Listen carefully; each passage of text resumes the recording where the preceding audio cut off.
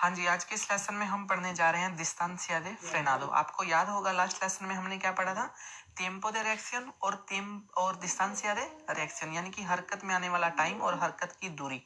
तो इस लेसन में हम पढ़ने जा रहे हैं distancia de frenado, यानी कि जब जो ड्राइवर है ब्रेक लगाता है और ब्रेक लगाने के बाद जो उसकी गाड़ी रुक जाती है, तो इस प्रोसेस में जितनी भी मीटर जो गाड़ी है वो आपकी तय कर लेती है। मान लीजिए जैसे भी आपने ब्रेक लगाई तो ऐसा तो नहीं तभी गाड़ी आपकी रुक जाएगी। मान लीजिए अगर 4-5 मीटर भी उसने तय कर ली दूरी, तो वो जो 4-5 मीटर है वो क्या होता है? distancia de frenado उसको कहा जाएगा। तो ठीक है जी, क्वेश्चन में कैसा लिखा हुआ आएगा? क्वेश्चन में लिखा हुआ आएगा distancia recorrida por el vehículo desde el conductor acciona el freno hasta que queda detenido, यानी कि एल कंडक्टर यानी कि ड्राइवर जैसा ही ब्रेक लगाता है, फ्रेनो क्या होती है? ब्रेक। जैसे ही उसने ब्रेक लगाई और जहां तक उसका व्हीकल जो है वो रुक गया है, मान लीजिए 5 मीटर पर रुका है, 10 मीटर पर रुका है, तो जितनी भी ये मीटर के बाद रुका है, तो उन मीटरों को क्या बोलते हैं? distancia de frenado। ठीक है, तो ये जो distancia de frenado होता है ये डिपेंड करता है, कम भी हो सकता है, ज्यादा भी हो सकता है। कैसे? estado del pavimento। मान लीजिए ये जो सड़क है वो आपकी खराब है, या मान लीजिए ये गीली हुई है बारिश के कारण, तो क्या होगा? ब्रेक जो है वो लेट लगेगी या पहले लगेगी? अगर मान लीजिए आपने ब्रेक लगाई है तो काफी देर बाद लगेगी, यानी कि देर बाद आपकी गाड़ी जो है वो रुकेगी। तो ये क्या हो गया? distancia de frenado क्या होगा? आपका बढ़ जाएगा, aumentar हो जाएगा। ठीक है, दूसरी बात velocidad del vehículo। मान लीजिए अगर स्पीड ज्यादा है, ठीक है, कभी कभी कह नहीं देते कि गाड़ी की स्पीड इतनी थी कि ब्रेक लगाई पर लगी ही नहीं। वो ब्रेक लगती है, ऐसा नहीं है कि ब्रेक लगती है, लेकिन गाड़ी जो है वो काफी देर बाद रुकती है, काफी आगे जाकर रुकती है। तो ये क्या होता है? distancia de frenado होता है। ठीक है, अगर स्पीड ज्यादा होगी distancia de frenado क्या होगा? ज्यादा होगा। अगर मान लीजिए आपकी गाड़ी जो है वो 5 मीटर पर रुकनी थी लेकिन स्पीड ज्यादा है, या फिर जो नीचे जो सड़क है वो गीली है, तो आपकी गाड़ी जो है 10 मीटर पर रुकेगी उस हिसाब से। कार्गा del vehículo, अगर मान लीजिए जो व्हीकल के अंदर सामान भरा हुआ है तो भी जो आपका जो distancia de frenado है क्या होगा? वो ज्यादा हो जाएगा। ठीक है, अब बात करते हैं distancia de detención। तो distancia de detención क्या होता है?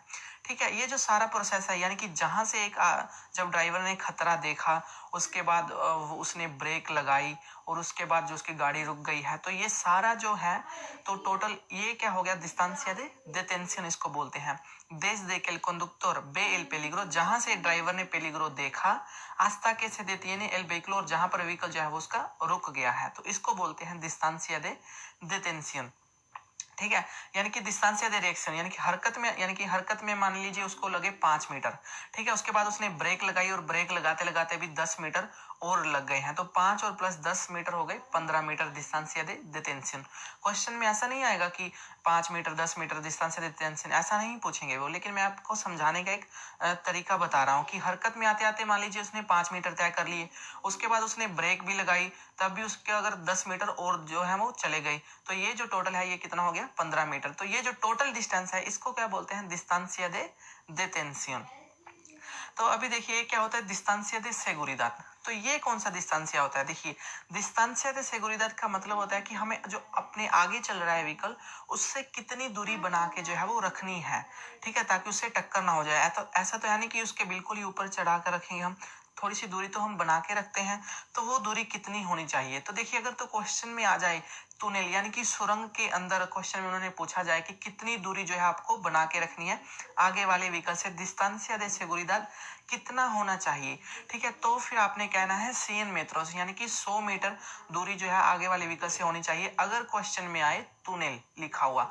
अगर टनल नहीं लिखा हुआ है, अगर उन्होंने पूछ लिया कि आपकी गाड़ी मान लीजिए शहर में चल रही है या शहर से बाहर चल रही है या ऑटोपिस्ता पर चल रही है, जहां मर्जी पूछ लें, फिर आपने क्या कहना है कि हमें तो भाई साहब इतनी दूरी बना के रखनी है कि अगर आगे वाले ने एकदम से ब्रेक लगाई तो हम भी जो ब्रेक लगाकर उससे टक्कर लगने से बच सकें। ठीक है, तो वो कैसे लिखा होगा? detenernos sin colisionar con él। sin colisionar का मतलब होता है बिना टक्कर लगे। तो sin colisionar आपने ढूंढना है ऑप्शन में, जहां पर sin colisionar लगा होगा आपने distancia de seguridad वहां पर जो है आपने निशानी जो है वो लगा देनी है। ठीक है, मुझे पता है कि आपको थोड़ा सा मुश्किल तो लग रहा होगा, चलिए आपको अब रिपीट कर देता हूँ। tiempo de reacción, तो tiempo de reacción क्या होता है? desde que el conductor ve el peligro hasta que reacciona, यानी कि जहां पर ड्राइवर ने देखा और जहां देखते ही वो जैसे ही हरकत में आ गया, एकदम से ही हरकत में आ गया, तो वो जो टाइम होता है, मान लीजिए वो आधा सेकंड था या 1 सेकंड था या 2 सेकंड थे, जितने भी उसको लगे, तो वो टाइम क्या हो गया? tiempo de reacción। और distancia de reacción क्या होता है कि इस टाइम के दौरान जितनी जो उसकी गाड़ी है आगे चली गई, तो उसको बोलते हैं डिस्टेंसिया दे रिएक्शन। मान लीजिए 2 मीटर उसने आगे चली गई 1 सेकंड के अंदर, या 5 मीटर आगे चलेगी या 10 मीटर आगे चलेगी, तो ये क्या था? डिस्टेंसिया दे रिएक्शन। और डिस्टेंसिया दे फ्रेनादो क्या है? जैसे ही उसने ब्रेक लगाई, ब्रेक के ऊपर उसने पैर रख दिया बाद में, ठीक है, जैसे उसने ब्रेक लगाई और ब्रेक लगाने के बाद वो आपकी गाड़ी जैसे भी रुकती है 10 मीटर के बाद या 15 मीटर के बाद, तो उस डिस्टेंस को क्या बोलते हैं? डिस्टेंसिया दे फ्रेनादो। ठीक है जी। उसके बाद डिस्टेंसिया दे डिटेंशन, तो जो टोटल है जहां से उसने देखा था और जहां पर उसकी जो गाड़ी है वो रुक गई है, तो टोटल क्या है? डिस्टेंसिया दे डिटेंशन है। ठीक है। लास्ट में क्या आता है? डिस्टेंसिया दे सेगुरिदाद। डिस्टेंसिया दे सेगुरिदाद क्या होता है कि हमें आगे वाली गाड़ी से अपनी जो है वो कितनी दूर रखनी है, तो कितनी दूरी बनाकर रखनी है, वो होता है डिस्टेंसिया दे सेगुरिदाद। तो क्या ढूंढना है आपने? सिन कोलिशनर कोनेल ऑप्शन में ढूंढना है, अगर टूनेल है तो सिन मेट्रोस आपने ढूंढना है।